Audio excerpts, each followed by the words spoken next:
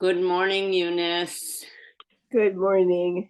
Good to see you. So today is June 14th, 2023, and this is the third in a series of conversations that I am conducting with Eunice. I'm in Southeast Pennsylvania, and Eunice is outside of Boston. And we are looking at what it means to be in the third stage of life. And I'm on the precipice of that, and Eunice is well into it. So Over the precipice. you're over. Okay. Well, yeah, that's fair enough. Fair enough. And just by way of introduction, because I don't think I've said this before, I'm a retired psychologist, and I met Eunice about 25 years ago through the work that she was doing with an organization that she founded with her husband called Life Work Direction.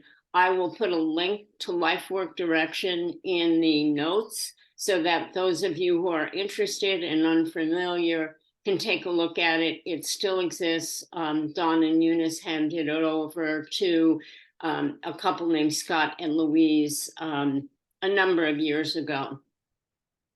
So Eunice and I decided that one of the things we'd like to look at today was the decision-making process that she and her late husband, Don, went through when they decided to leave the home that they had lived and worked in for many years, and what that decision process was like. But before we get to that, I'm plugging my computer in here. I asked Eunice how she was doing, and she gave me an answer which she can share or not as she sees fit. But she also said that she had a couple of experiences this morning where she recognized God's sense of humor. So, Eunice, if you want to share some of that, go ahead. Otherwise, I'll start asking you some questions. Well, just, because I love humor, of course, I want to share that at the most serious moment of all, when I was contemplating, contemplating is a very deep word, what it means to be very present to the moment. And I was very nervous this morning about the schedule and whether or not I got enough in time to do this video. And I thought, well, why can't I just do that same contemplative quiet at this moment? And the minute I started doing it, I had to laugh because it was so funny. But I was seeing, in contemplation, you're supposed to be having this experience because you're in reality. And I was in reality, and it was not so pleasant. And I thought, well, if God enjoys that as much as I do at this moment, enjoy and also sympathize, that I need to learn that. I need to learn that I don't have to be a perfect contemplative and say everything is fine when basically nothing is fine. Yes. Well, I think if I'm hearing you right, essentially, yes, contemplation means being in the moment, but the moment could be pretty uncomfortable. And it's just being aware of what is happening and accepting it. And if one needs to do something to get out of the discomfort, we do. And if there is no way out of it, then we breathe through it and accept it. And you said the word that just stuck. What's that? The isness of things. Yes, the isness. That's the business. And it's interesting because you come at things from a Christian perspective, and I tend to come at things through a Buddhist perspective, just because that's been my path for the last 25, 30 years, even though I was raised Christian. So I can definitely relate to some of the things that you say, and some of the quotes that you make that come from the Bible or the Psalms. So anyway, having said that, you sent me a really lovely script that you had written, I don't know when, about the decision that you and Don made to move from Jamaica Plain to Goddard House. And you said, in reflecting on it, you started considering some new things. And I wonder if you can just explain to us what that decision-making process was like, because it's something that many, many of us are going to face in our lives when we feel that we need maybe a little extra support in how we're living. Again, what you say just stimulates so many thoughts and enlarges my own experience and my understanding of it and what it might mean for other people who don't have the same circumstances we did. Yeah. So some things that I might talk about would not apply, but the process would apply. Well, and that's, so yes, obviously there's your own individual experience, and you're right, that will be different. Some people are single. When you and Don made the decision, you were a couple making that decision together. So that's one thing. There were probably financial considerations where you might fall on a spectrum. So obviously this is not, will not apply to everybody, the specifics, but the process may. And I love process. I love backing up. And that was where Don and I were together. He does it instinctively. I do it operationally. Mm-hmm. I have a sort of a sense of A, B, C. Yeah, can you get the door closed, please? But the unique thing about our situation was we lived where we worked. Yeah. Yeah. That's where we were. And as the work expanded, we needed to get out. And I was at a point where I needed to pass things over anyway. So, and Don sat me down. We were going to be at our 50th wedding anniversary in a few weeks. And he says, let's just talk. And so we had a series of conversations. What's important to us?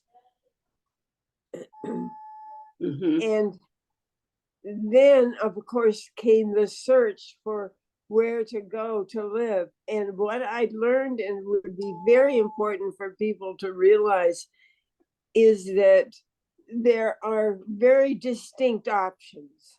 Okay. For moving on. And there is assisted living, which is a combination of things. Mm-hmm. It's some assistance, but you're still pretty independent. Mm-hmm. Then there's something called live-in residences.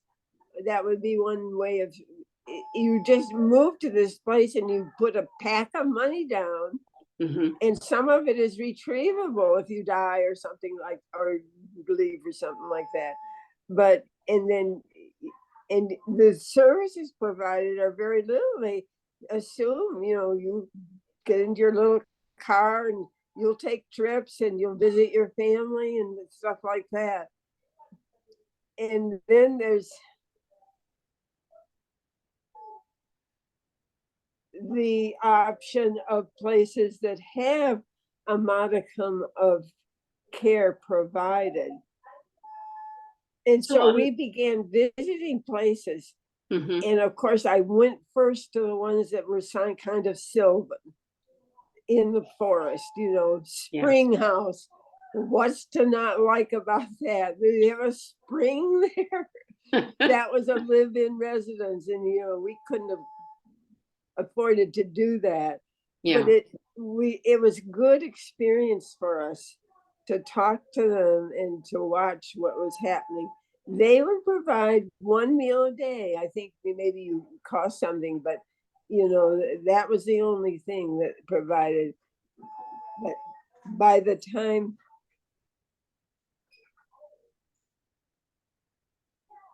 so we looked for assisted living because we felt still pretty hale and hearty for our age. Mm-hmm. And it was attractive to us to find a place like that.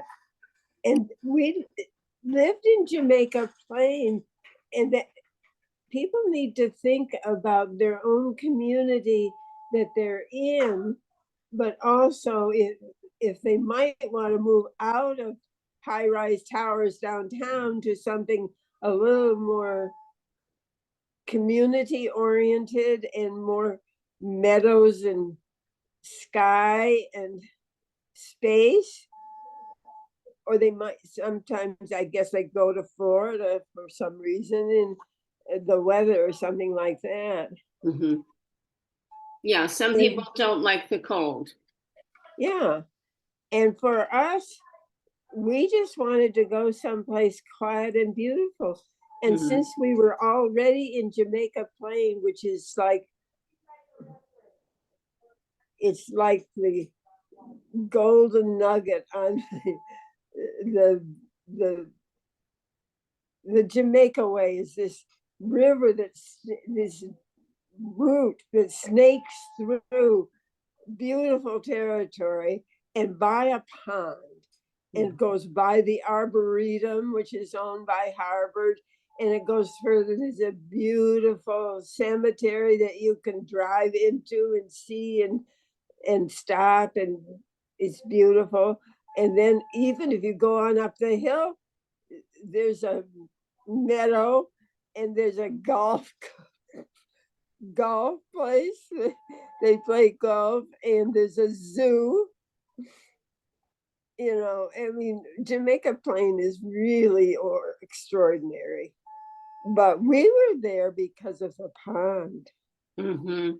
And the pond is just known. It's the jewel, the diamond in the necklace, they call it. Yeah. So you love. So we were looking around there, and the place that we knew about was Goddard House, which is where we ended up. But it was interesting because we learned the history of it. It was a woman, by the name of Goddard, years ago. She looked around and she realized the old people there needed care. And so she set up some kind of a facility where they could live and receive some care. And that has existed to this day. And that was one of the places we visited. It was on the Heights, not the place we moved to, but on the Heights. And I was so impressed with the staff there because they seemed to embody a caring spirit. But basically, the rooms were tiny.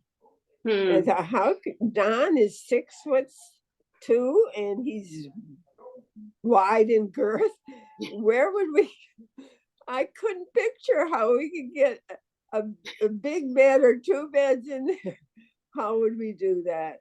And so that's where we turned more. And we visited other places. We thought we ought to not just go to Goddard House. That was our preferred one, and I'll tell you why in a minute. But we visited other places.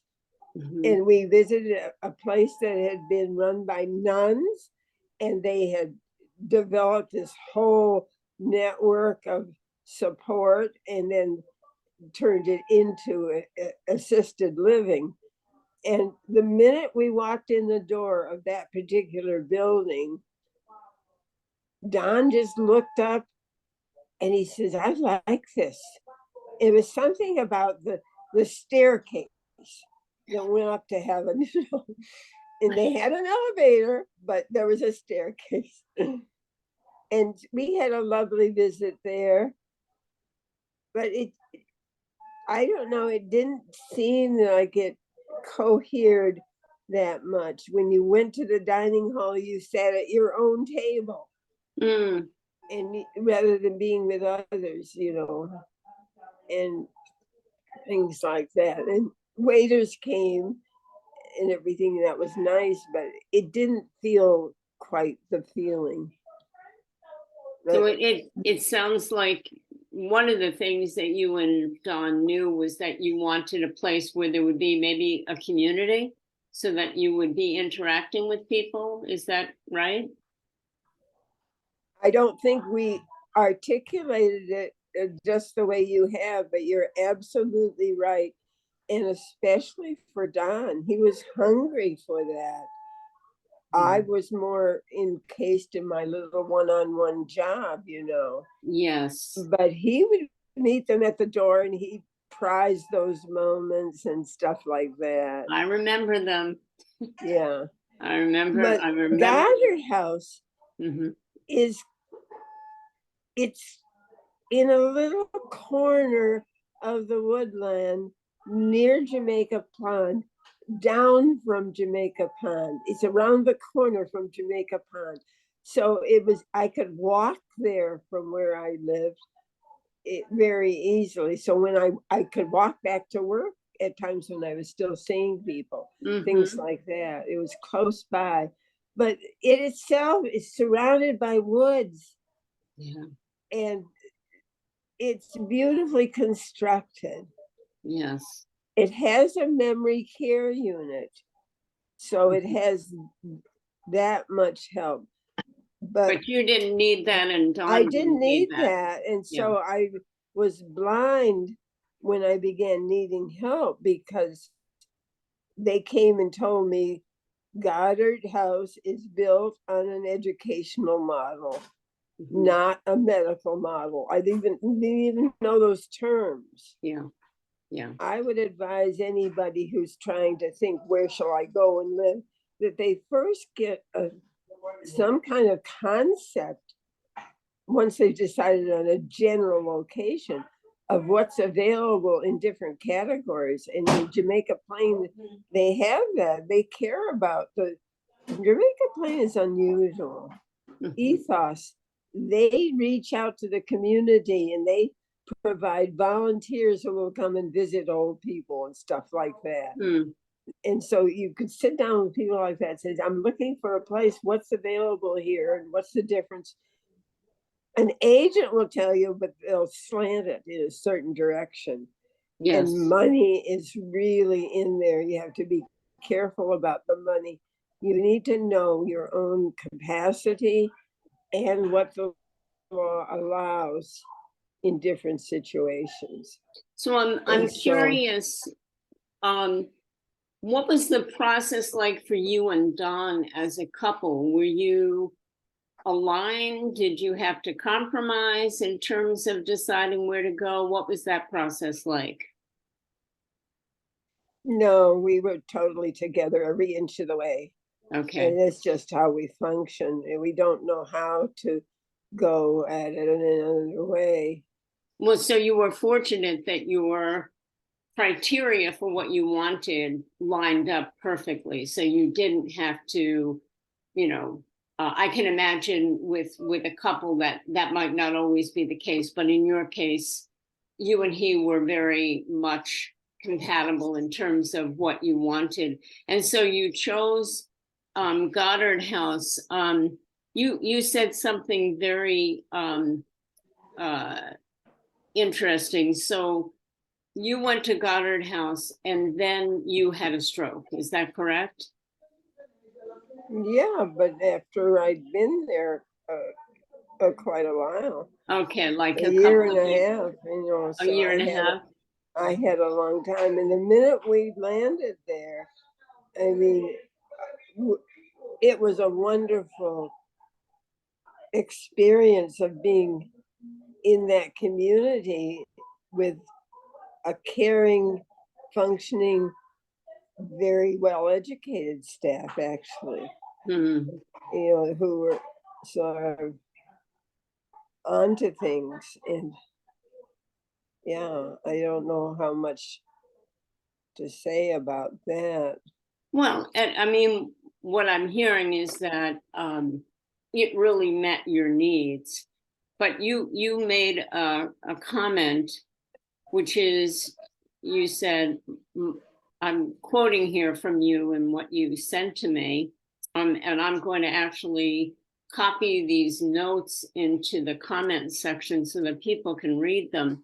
But you said, also very key, my too quick desire to leave rehab in order to be with Don meant descending into a situation requiring care he could not give. And then you said his frailty physically meant his death all too soon. Well, not only was it something he couldn't handle, but it was something that Goddard House couldn't handle. And that's when I learned about the medical model versus the educational model. If I'd had dementia, they could have met my needs. I would have moved down there and everything been all right. Yes. Yeah, because when I went to rehab after I had my stroke, I didn't work as hard as I might have. Because all I wanted to do was to get home to be with Don. What did I know about strokes and their likelihood of capacitating me again or something? I didn't know enough. I didn't trust enough. And I thought, of course, I had the stroke, I was going to die. So, I could let him go if he sort of collapsed and died too. And it's what happened. And so it was a shock to me to be. So what am I saying when people are thinking you need to be ready for anything? I guess so.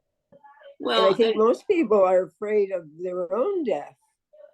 But you might be afraid of your lover's death, your husband's death. Yes, you made a really remarkable comment to me. Again, it was in this note that you sent to me. You said sometimes to live is harder than to die. And yes. And I think that's what you're getting at, that you had been more conscious that you might die because you're the one that had the stroke. And then it turned out that Don died before you, and that was unexpected. Yeah, that's the nail on the head right there. I don't know how anyone can really be prepared for the unexpected, but I think it's important to realize that it may happen not as you expect.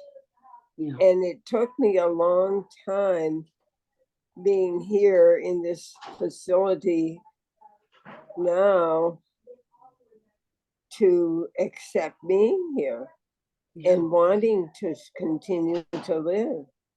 Yeah. It took 2 years. So I was still waiting to die. Yeah.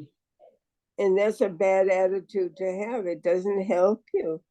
Yeah.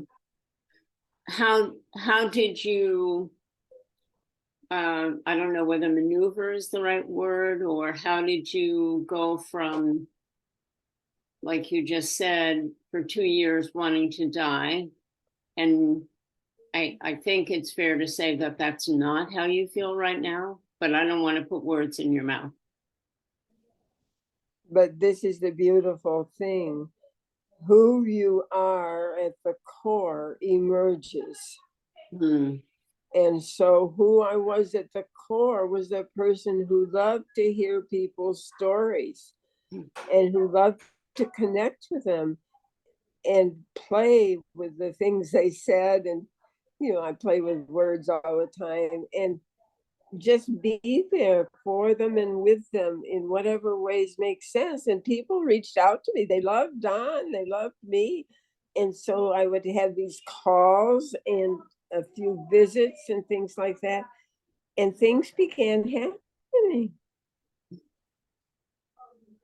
And to the extent that there's one person here who's much younger than the rest of us, and it was clear to me that there were some things she hadn't dealt with, but I didn't say anything to her, but she knew how I dealt with my stuff. And she said, maybe I need to go see a therapist.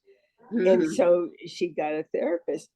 And a therapist had been assigned to me because they just assumed, well, you're depressed, you need to have a therapist. And the first question I asked her, I said, why are you coming to me? Because she was sort of standard. Yes. Standard therapists, the ones that could be hired in a place like this might not be your top line and everything. And then she saw my friend that said she wanted to see the therapist. And the therapist says, what do you do, Debbie, when you're depressed? And she says, I talk to Eunice. And we have a lovely conversation. Yeah. We complain together and things like that. It's just natural, Yes.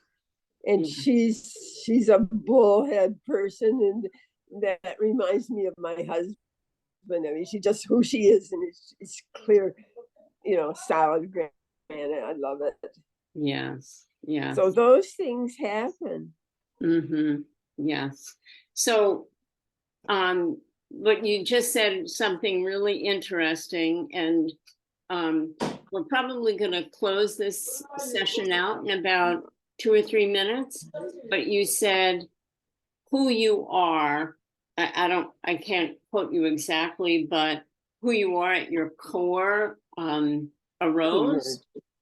emerged, and in that process, you stopped feeling depressed. Is that accurate?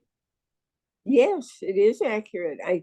I didn't know what depression was, so I've been interested in seeing. When I was writing, I read about depression.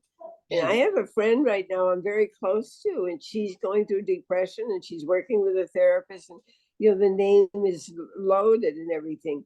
But recently, the only experience I had was one moment when I felt something in me dropped down below.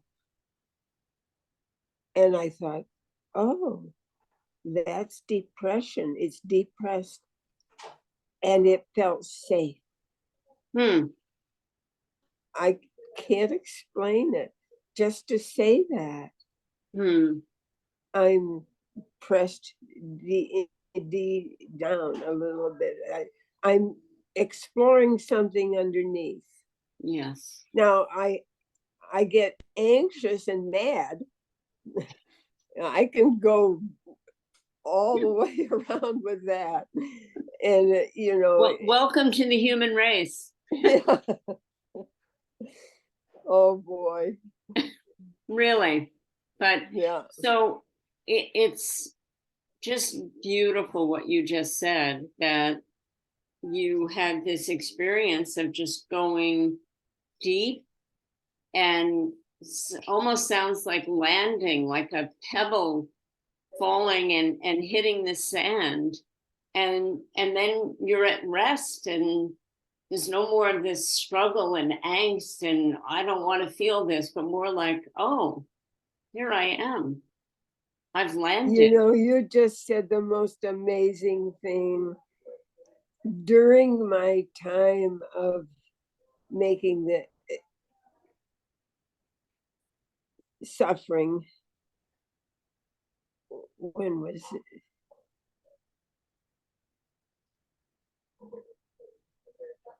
It was during COVID. I was at Goddard House with Don, but I started reading The Dark Night of the Soul by John of the Cross is sort of a classic Yes, I know it. on the Dark Night and everything. And the guy who was talking, he pictured a little stone, your little stone, and it's in the water and it's dropping down. And as it's dropping down to a deep place, it falls on a little ledge. And you think, oh, this is interesting. I'm going to be here for a while. And then after a while, at a certain point, he says, it's like you're standing on the edge of a cave. And God is in the cave, and God comes out of the cave every once in a while and encourages you, say, it's a dark night, but it's okay. And then one day, God says, I'm not coming up this time. Mm. You come down with me. Mm. So I think that moment of quiet there was God saying, come down with me. You're not alone. Mm.